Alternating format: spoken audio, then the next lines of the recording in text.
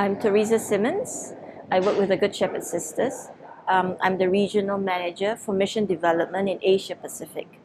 And Good Shepherd is in 19 countries in Asia Pacific. Part of my work focuses on human trafficking because it is one of the priorities of the congregation. Good Shepherd focuses on its work on women and children, especially those most marginalized by society. And we have found that the issue of human trafficking is actually a phenomenon that has got push and pull factors. And one of the push factors would be poverty that's experienced by women in their communities as well. And we are trying across the congregation, which Asia Pacific is part of, to see if we can do work that not only addresses the symptoms that we see of human trafficking, which is women and children needing shelter, needing facilities, but also to address systemic and root causes of trafficking.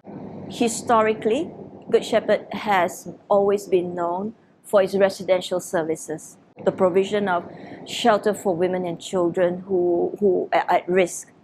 And we have found that when we shelter these women and we hear their stories, actually we are listening to an after effect of a crisis that has happened. So we realize that we are in both sending countries as well as destination countries. And in sending countries, there is a need to look in those areas. How do we assist, especially people who are poor from the rural areas, to have an alternative livelihood within their own context? And when that happens, also education on safe migration. And that's where prevention comes in. And all the activities that are related to prevention, including economic justice activities, vocational training, outreach to village communities, working with community mobilizers to share with people what safe migration is about. And if they have to actually move from their country of origin to another country to look for a job, at least they know how to be safe and what are the points that they need to be aware of when they're offered employment. The other part about protection that we also realize is that it is not just about giving food and the provision of a shelter. We also need to be able to address the trauma that the woman has experienced.